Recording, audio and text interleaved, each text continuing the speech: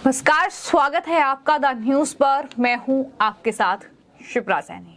भ्रष्टाचार के आरोप में जिस पार्टी के कई नेता सलाखों के पीछे हैं और जमानत नहीं मिल रही है, अब उस पार्टी के मुखिया ये कह रहे हैं कि भ्रष्टाचार अगर चाहिए तो वो दूसरी पार्टी को वोट दे सकते हैं। जी हां, हम बात कर रहे हैं दिल्ली के मुख्यमंत्री अरविंद केजरीवाल की, जो राजस्थान विधानसभा चुनाव के लिए चुनाव प्रचार करने के लिए राजस्थान पहुंचे और वहां पर जनता को उन्होंने संबोधित किया। अरविंद केजरीवाल ने यह कहा कि मैं पढ़ा लिखा आदमी हूं, मुझे काम करना आता है।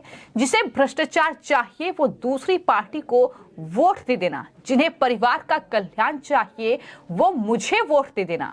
ये अरविंद केजरीवाल का बयान है जो कि काफी हैरान करता है, क्योंकि अरविंद केजरीवाल उनकी पार्टी पर कितने ज्यादा भ्रष्टाचार के आरोप लगे हैं ये हर कोई जानता है। किस तरीके से राजधानी दिल्ली में सबसे बड़ा शराब घोटाला, क्लासरूम घोटाला, जल बोर्ड घोटाला, डीटीसी बस घोटाला और न जाने ऐसे कितने घोटालों की लंबी चौड़ी फहरिस्त है जिसका आरोप अरविंद केजरीवाल और उनकी सरकार पर लगा है।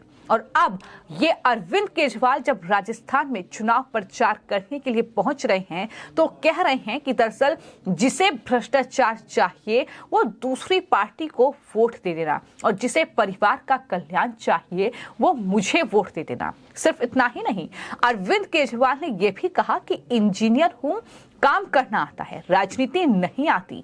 ये भी बेहद चौंकाने वाला बयान है अरविंद केजरीवाल का जो उनकी तरफ से दिया गया है। दरअसल राजस्थान के अलवर में पंजाब के मुख्यमंत्री भगवंत मान के साथ उन्होंने रोड शो किया और उन्होंने आम आदमी पार्टी के प्रत्याशी कैलाश मीणा के समर्थन में वोट मांगे।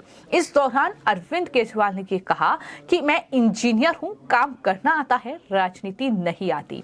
याद रखें कि ये वही दिल्ली के मुख्यमंत्री अरविंद केजरीवाल हैं जिन्होंने राजनीतिक दम पर कहीं ना कहीं 50 करोड़ से भी ज्यादा का शीश महल बनवाया, जिन्होंने दरअसल ये कहा कि 2 कमरों का घर चाहिए लेकिन उनका शीश महल है, जिन्होंने ये कहा कि मुझे सरकारी गाड़ी नहीं चाहिए लेकिन आज वो बड़े बड़े हवाई जहाज में यात्रा करते हैं, जिन्होंने अपने बच्चों की कसम खाई थी कि मैं घर नहीं लूंगा, मैं बंगला नहीं लूंगा, मैं गाड़ी नहीं लूंगा, लेकिन वो आज कितने आलीशान तरीके से चुनावी सभाएं कर रहे हैं। लगातार दिल्ली से लेकर पंजाब और देश के तमाम राज्य जहां पर चुनाव हो रहे हैं वहां पर करोड़ों रुपए विज्ञापन पर खर्च किए जा रहे हैं, वहां की जनता को बरगलाने की भरपूर कोशिश हो रही है। लेकिन ये भी मैं आपको बता दूं कि अरविंद केजरीवाल ने पंजाब में वो सरकार बनाने में कामयाब रहे, लेकिन वहीं पर देश के कई राज्यों में चुनाव हो चुके हैं जिसमें उत्तर प्रदेश है, उत्तराखंड है, गुजरात है और वहां पर पूरे दमखम के साथ आम आदमी पार्टी चुनाव लड़ी लेकिन जमानत जब्त हो गई। अब बारी राजस्थान की है, देखना होगा कि आखिर राजस्थान में क्या नतीजा इन चुनावों में निकलकर सामने आता है और आम आदमी पार्टी किस आंकड़े को छूती है या जमानत जब्त होती है। लेकिन फिलहाल केजरीवाल ने ये तमाम बातें कही हैं और ये भी कहा है कि अगर आपको राजनीति और भ्रष्टाचार नहीं चाहिए, बच्चों के लिए अच्छे स्कूल और अस्पताल चाहिए तो हमें वोट कर देना, हमें इसलिए आपको विजय बनाए ताकि आपके बच्चों का भविष्य बन पाए।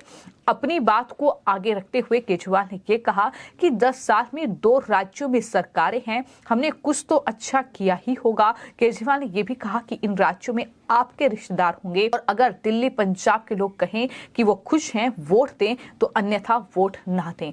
तो इस तरीके से बरगलाने की कोशिश की गई। लेकिन गौर करने वाली बात ये भी है कि जो राजस्थान है वो कांग्रेस शासित प्रदेश है, वहां पर अशोक गहलोत मुख्यमंत्री हैं और जाहिर तौर पर विपक्षी जो एकता की बात लगातार विपक्ष कर रहा है, यानी इंडिया अलायंस की बात हम कर रहे हैं, जिसमें कांग्रेस पार्टी भी शामिल है, जिसमें आम आदमी पार्टी भी शामिल है। लेकिन राजस्थान में ये दोनों ही दल अलग अलग चुनाव लड़ रहे हैं, यानी एक दूसरे पर हमलों का दौर। तो किस तरीके से सिर्फ 2024 के लिए ये अपने राजनीतिक मकसद को पूरा करने के लिए ये गठबंधन तैयार किया गया है, राज्यों में अलग अलग चुनाव लड़ा जा रहा है, क्या वो राजनीति नहीं है? ये सवाल लगातार पूछा जा रहा है। अरविंद केजरीवाल कह रहे हैं कि वो राजनीति नहीं जानते, तो फिर ये क्या है कि आपने राष्ट्रीय राष्ट्रीय स्तर पर एक गठबंधन किया, लेकिन राज्यों में आप एक दूसरे पर हमलावर नजर आ रहे हैं। ये राजनीति नहीं है तो आखिर क्या है, ये सवाल लगातार पूछा जा रहा है।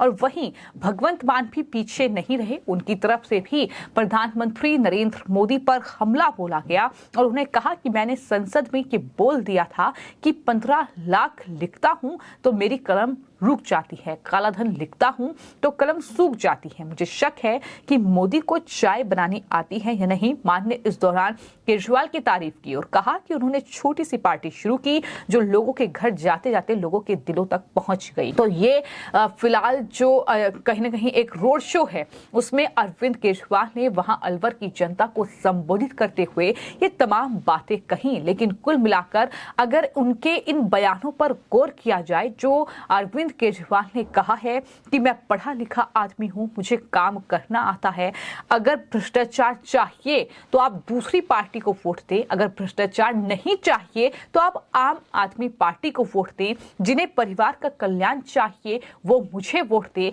लेकिन यहां राजधानी दिल्ली में बात कर ली जाए या पंजाब में बात कर ली जाए, तस्वीर बिल्कुल इसके उलट नजर आती है। यानी अरविंद केजरीवाल उनकी सरकार में सबसे ज्यादा भ्रष्टाचार के मामले सामने आए हैं और बीजेपी ने ये साफ तौर पर कई बार कहा है कि किस तरीके से खुद को कट्टर ईमानदार बताने वाले केजरीवाल आज भ्रष्टाचार के सरदार बनकर बैठे हैं। भ्रष्टाचार के ना जाने कितने मामले आज आम आदमी पार्टी के नेताओं पर दर्ज हैं, कितने नेता सलाखों के पीछे हैं, कितने नेता जमानत पर बाहर हैं, इसकी कोई गिनती नहीं है।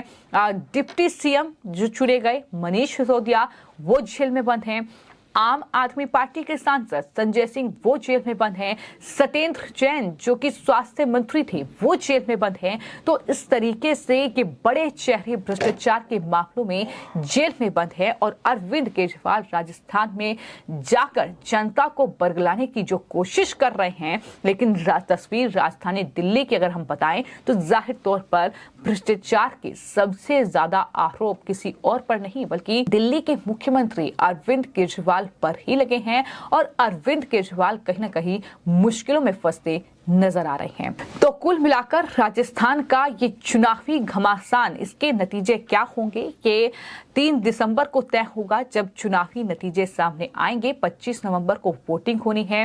राजस्थान में आम आदमी पार्टी भी चुनावी मैदान में उतरी हुई है और कहीं ना कहीं कांग्रेस को नुकसान पहुंचाने की पूरा जिम्मा अरविंद केजरीवाल ने अपने कंधों पर ले लिया है, ऐसा लग रहा है।